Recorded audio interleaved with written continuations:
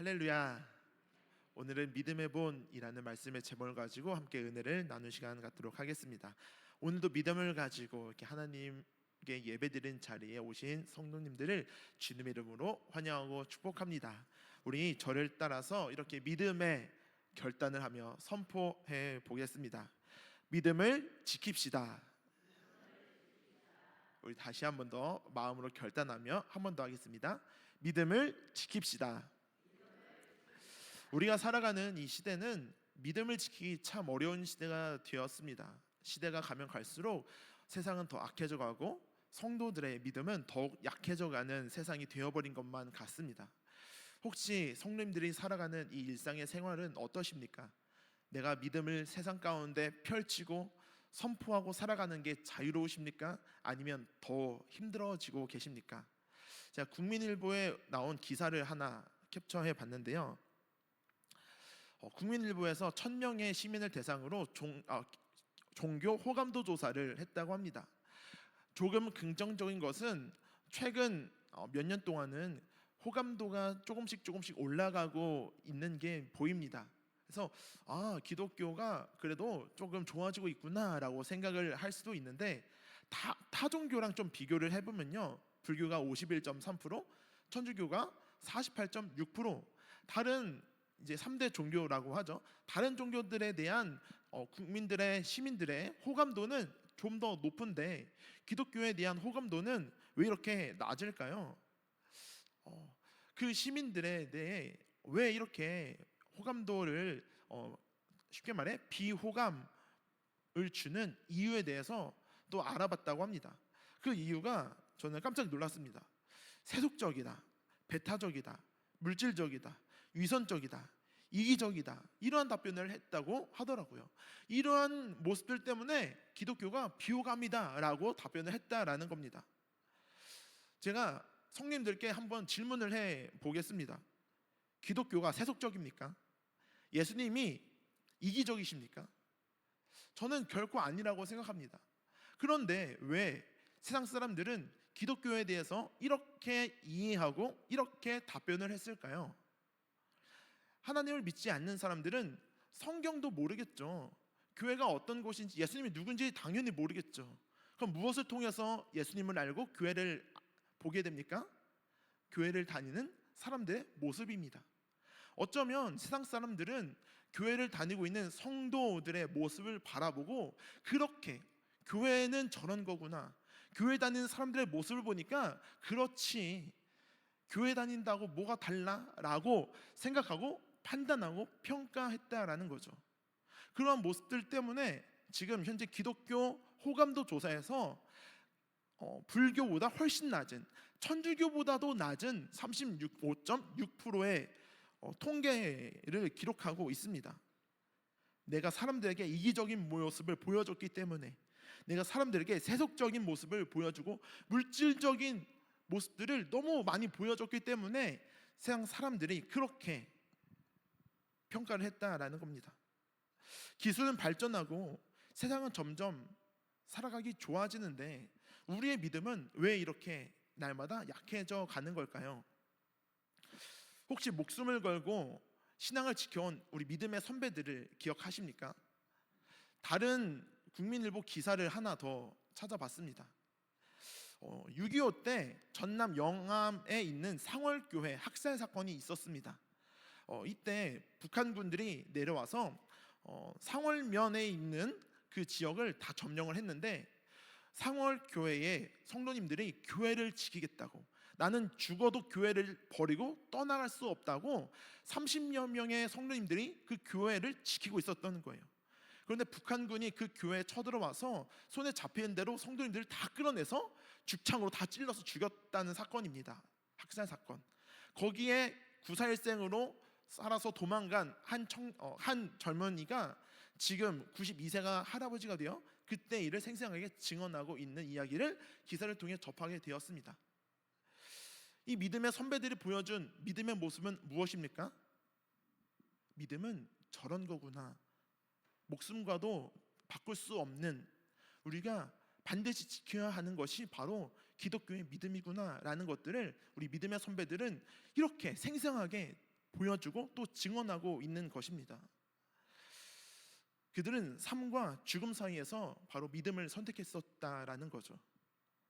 우리는 때로 믿음을 숨기고 저버릴 때가 많습니다.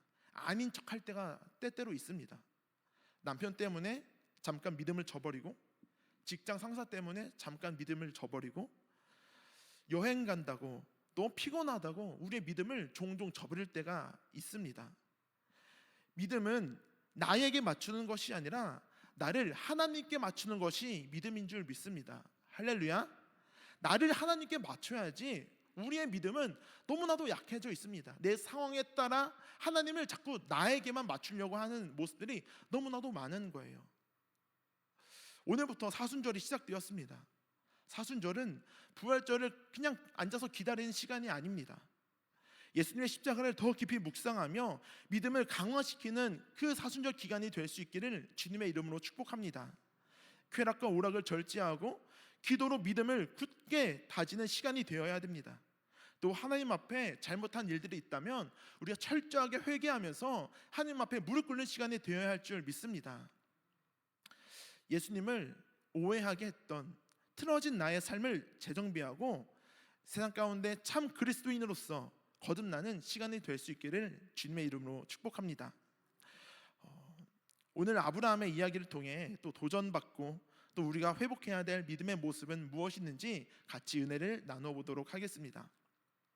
믿음은 떠나는 것입니다. 우리 1절 말씀을 보니까 여호와께서 아브라함에게 이르시되 너는 너의 고향과 친척과 아버지의 집을 떠나라 라고 말씀하셨습니다. 아브라함은 하나님의 말씀을 듣고 떠났습니다. 그런데 이 1절 말씀을 보니까 아브라함이 세 가지에 대해서 떠난 것을 볼 수 있습니다. 첫 번째, 고향을 떠났습니다. 이 고향을 떠났다라는 것은 아브라함의 고향은 하란이었습니다. 하란이라는 도시는 우상숭배가 만연했던 곳이거든요. 이 동네에 우상숭배가 만연한데 그 우상숭배가 가득한 동네에서 살고 있는 아브라함이 그 보고 듣고 말하는 것에 그 우상숭배가 다 묻어나오는 거예요. 우리 맹모 삼천지교라는 이야기 많이 들어보셨죠? 맹자의 어머니가 이제 맹자와 같이 공동묘지에 살고 있었습니다. 그런데 맹자의 교육에 굉장히 예민했던 그 엄마가 맹자를 보니까 맨날 보고 듣고 말하는 게 그 옆에서 공동묘지에서 이제 죽은 사람들 이제 상여매고 곡소리하는 거, 장례치르는 거 이것만 보니까 집에 와서 막 이렇게 노는 게 곡소리 흉내내고 노는 이런 모습들을 일합니다. 그래서 여기 살면 안 되겠다, 교육에 좋지 않다라고 해서 두 번째 시장이 있는 곳으로 이사를 갑니다. 그래서 시장 가서 여기에는 조금 잘 크겠지 했더니 맨날 흥정하고 장사하고 막 물건값 깎고 다투는 이런 모습만 보니까 집에서도 그런 모습들을 흉내내더랍니다. 그래서 마지막으로 여기도 교육에 좋지 않다, 다른 곳으로 이사 가야겠다라고 해서 서당 옆으로 이사를 갑니다. 이제 제대로 자리를 찾은 거죠. 이제 서당에서 선장님이 이 글을 가르치고 또 학문을 가르치고 이런 공부하는 모습들을 보고 집에서 이제 맹자 공부를 하며 훌륭한 학자로 거듭나게 됐다라는 이야기가 맹모 삼천지교입니다. 이 이야기가 우리에게 주는 교훈은 무엇입니까? 지금 내가 머물러 있는 자리가 나에게 엄청난 영향을 준다라는 겁니다. 저도 어렸을 때 저의 모습을 기억해 보면 교회에 머물러 있는 시간이 참 많았던 것 같습니다. 놀아도 교회에서 놀았던 기억밖에 없는 것 같아요. 제가 심심할 때 그냥 교회에 갔던 것 같아요. 친한 동생과 교회에서 탁구 치는 것이 거의 대부분, 막 노는 시간이 대부분이었거든요. 너무 시골이다 보니까 할 게 없어요. 그냥 교회 탁구대 하나 있는 게 저의 놀이의 거의 전부였습니다. 탁구만 하니까, 혹시 탁구 좋아하시는 분, 하루 종일 탁구 치는 게 지루해서 어떻게 했냐면 그 동생하고 탁구 치다가 누가 100점 먼저 내나, 탁구로 100점 내기 진짜 어렵습니다. 할 게 없으니까 맨날 교회에서 놀고 있는 겁니다. 또 엄마가 어른 예배 드리면 그냥 할 거 없으니까 그 예배당 뒤에서 엄마 무릎 빼고 자고, 이러한 생활을 참 많이 했던 것 같습니다. 그런데 지나가 보니까 제가 목회자가 되었던 것이 그렇게 교회에서 지냈던 시간들이 아주 큰 영향을 주었던 것 같더라고요. 우리가 지금 대부분의 시간을 보내고 있는 그곳에 우리가 영향을 받고 있다라는 거죠. 우리가 지금 있는 곳은 어디입니까? 우상숭배의 동네에 살고 있는 그 아브라함은 믿음에 대해 전혀 도움이 되지 않았을 것입니다. 오히려 우상숭배하는 믿음이 그 마음 가운데 자라고 있었는지도 모르겠습니다. 떠나야 됩니다. 나의 믿음을 위해서 내가 있는 곳이 우상숭배의 자리라면 그 자리를 떠나야 됩니다. 음란의 자리라면, 쾌락의 자리라면, 죄의 자리라면 당장 그 자리를 떠나십시오. 그래야 우리 마음 가운데 믿음이 자라날 기회가 생기는 것입니다. 근묵자흑이라고 했습니다. 먹 근처에 있으면 자연스럽게 먹물이 튀게 되어 있습니다. 나는 안 그럴 거야, 나는 버틸 수 있어, 나는 유혹 이길 수 있어 라고 그 죄 앞에서 싸우지 마시고 그냥 그 자리 자체를 끊어내고 떠나야 그 죄 가운데 넘어가지 않는 것입니다. 그리고 두 번째로 친척을 떠나라고 이야기하셨습니다. 친척은 내가 어려움에 처했을 때 도움을 청할 수 있는 사람들을 의미합니다.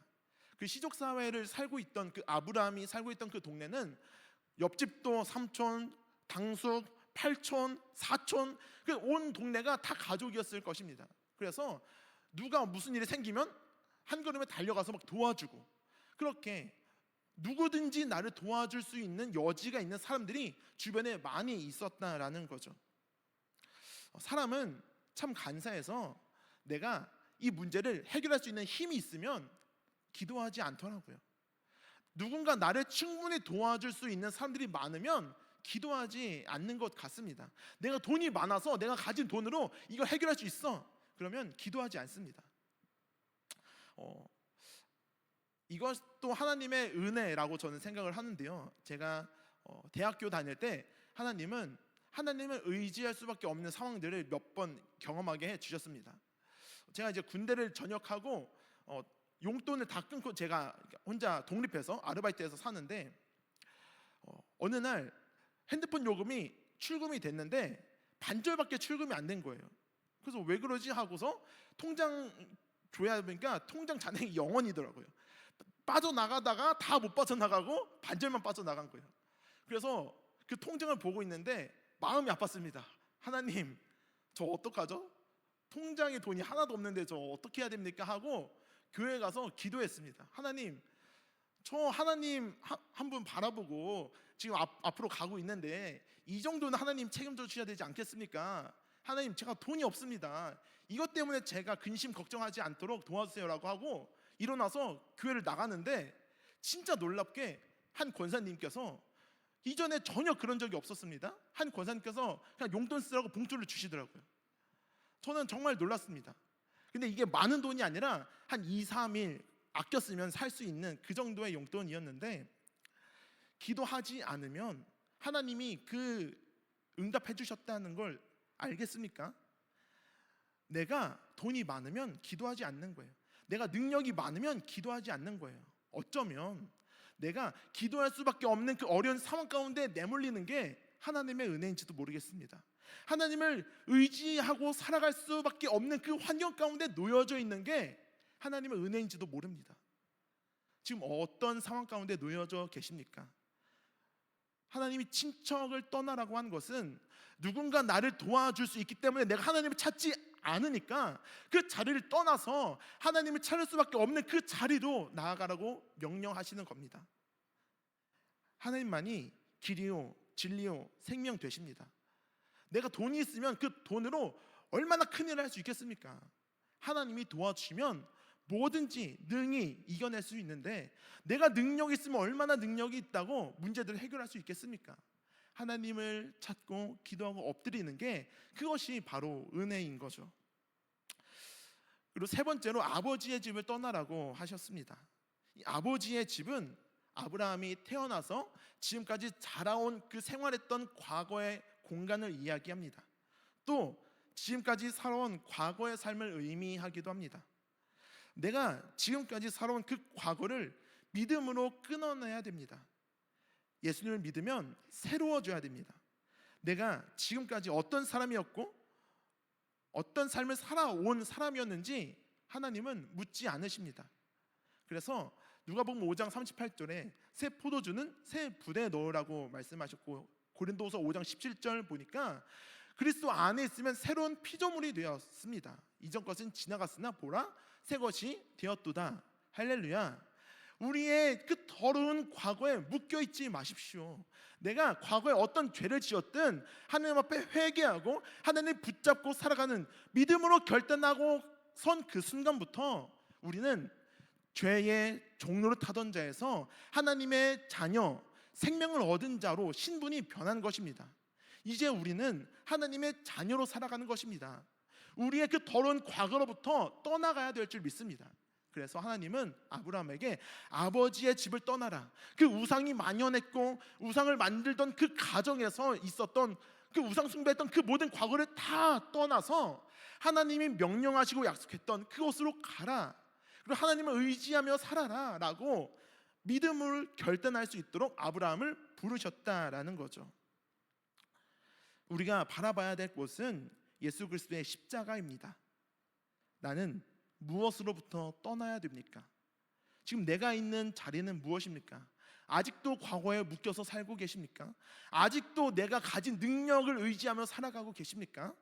그 모든 것에서 떠나서 예수 그리스도를 붙잡고 하나님만 의지하며 살아갈 수 있기를 주님의 이름으로 축복합니다.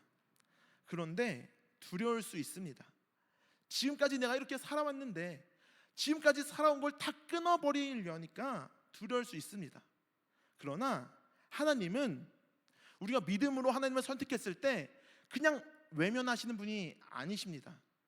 하나님을 믿으면 복 주십니다. 할렐루야. 우리 2절 말씀을 보니까 내가 너로 큰 민족을 이루고 내게 복을 주어 내 이름을 창대하게 하리니 너는 복이 될지라. 모든 것을 다 버리고 떠나라고 말씀하시고 곧바로 너는 복이 될 거야, 내 이름이 창대하게 될 거야 라고 복에 복을 더해 주시는 말씀을 아브라함에게 해주시는 겁니다. 두려워할까봐, 의심할까봐, 막 벌벌 떨고 있을까봐 아브라함에게 너는 복이 될 거야 라고 축복의 말씀을 약속하십니다. 이건 약속입니다.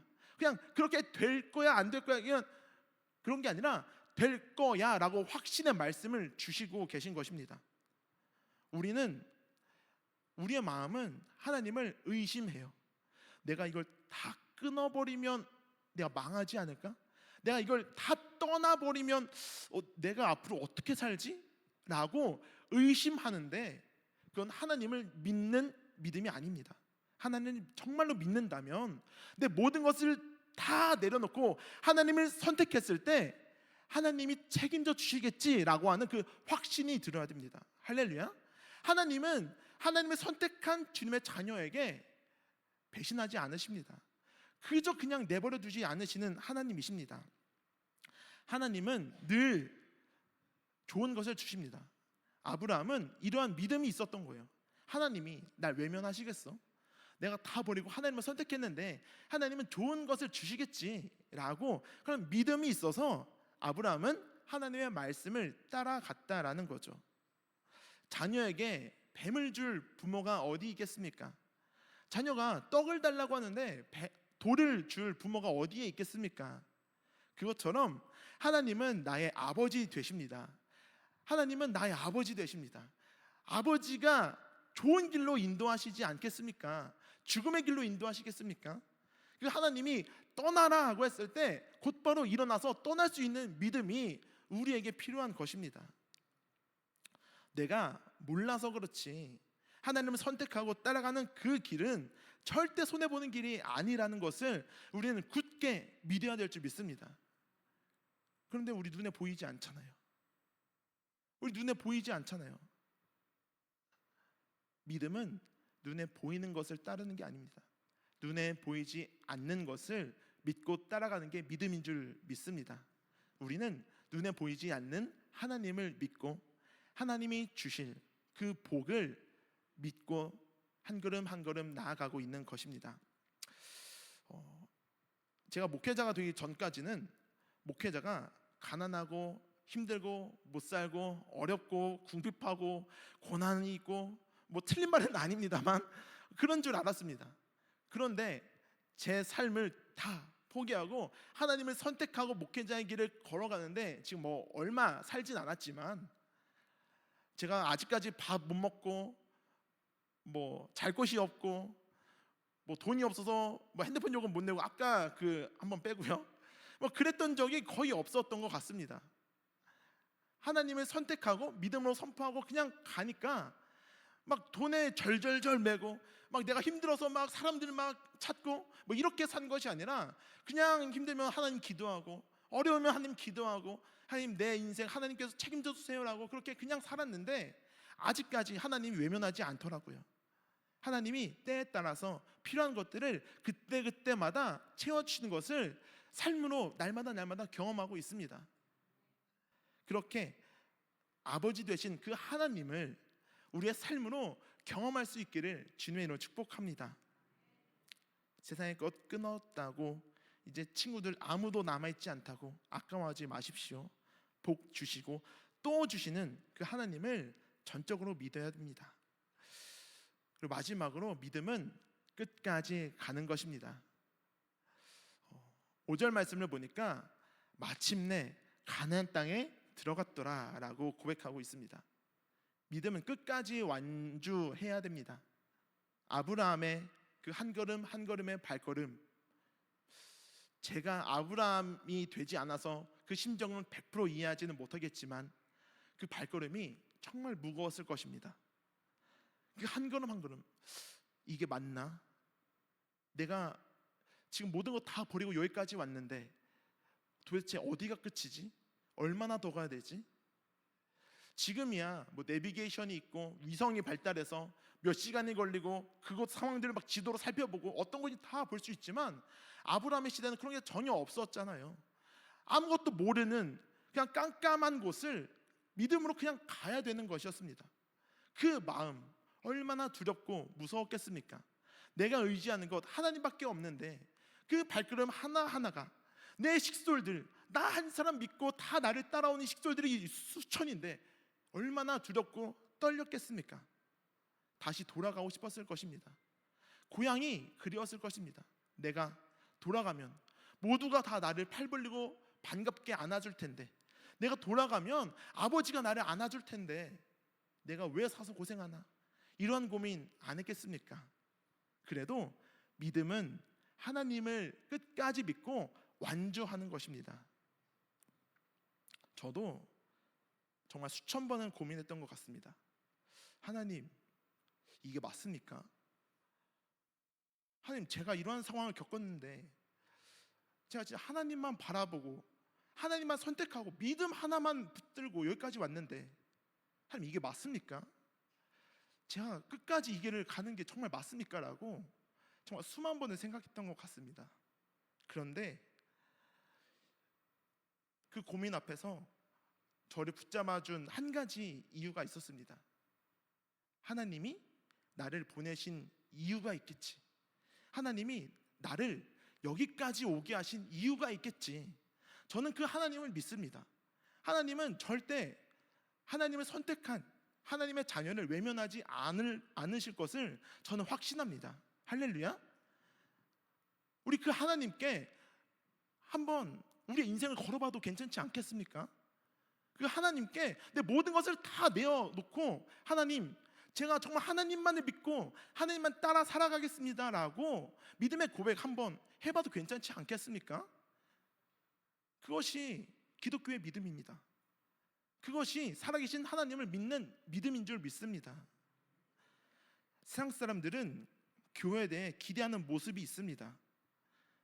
교회 다니는 사람들은 뭔가 다르겠지, 교회 다니는 사람들은 세상 사람들하고 뭔가 다른 모습이 있겠지라고 기대하는 모습이 있습니다. 그런데 기대하는 게 클수록 실망감이 더 큰 것입니다. 기독교 호감도 조사가, 그 호감도가 가장 낮은 이유는 교회에 대한, 그리스도인에 대한 기대치가 높은데 우리가 보여주는 그 믿음은 형편없으니까 실망감이 그만큼 크게 나타난 것이라고 생각을 합니다.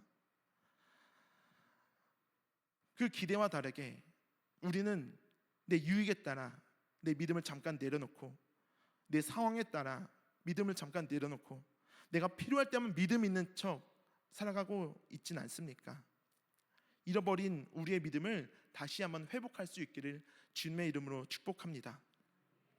우리 시간 다 함께 결단하는 시간이 되었으면 좋겠습니다. 우리 사람에게 보이려고 믿음 있는 척 하는 것 아니잖아요.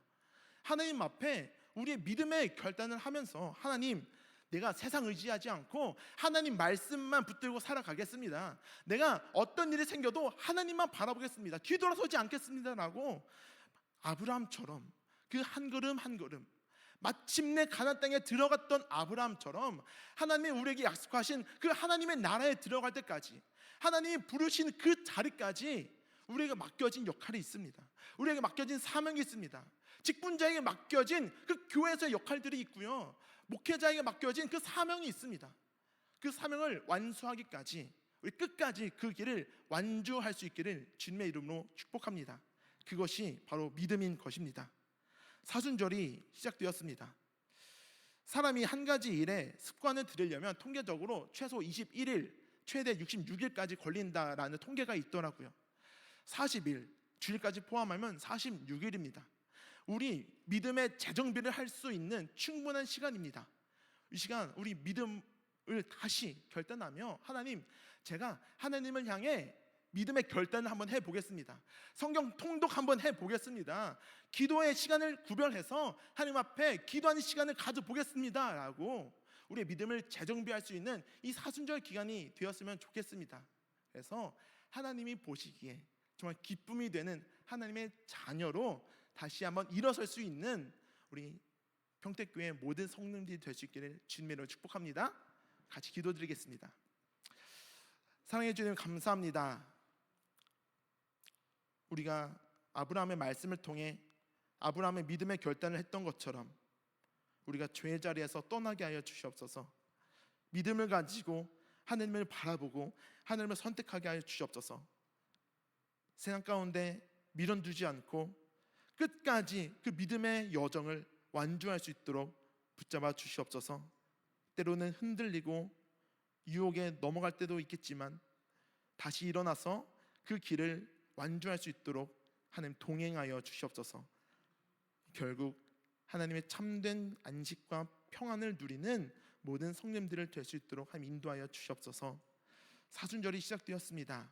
이 사순절 기간 동안 우리가 믿음을 재정비하고 믿음이 강화되는 귀한 은혜 시간 될 수 있도록, 예수 그리스도의 십자가를 더 깊이 묵상하는 시간 될 수 있도록 하나님 인도하여 주시옵소서. 이 모든 말씀 나사렛 예수 그리스도의 이름으로 간절히 기도드립니다. 아멘.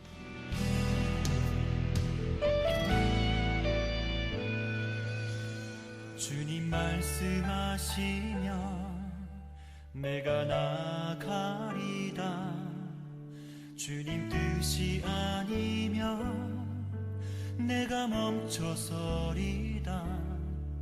나의 가고 서는 것 주님 뜻에 있으니, 오 주님 나를 이끄소서. 주님 말씀하시면 내가 나가리다. 주님 뜻이 아니면 내가 멈춰서리다. 나의 가고 서는 것 주님 뜻에 있으니, 오 주님 나를 이끄소서. 뜻하신 그곳에 나 있기 원합니다.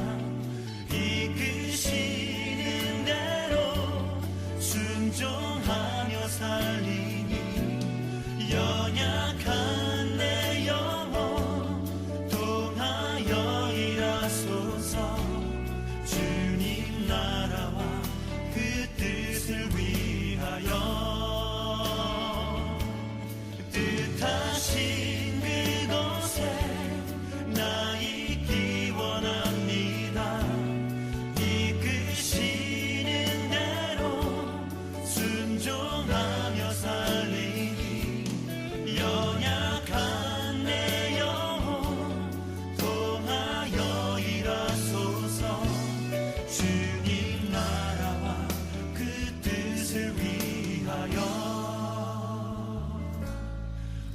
주님 나를 이끄소서.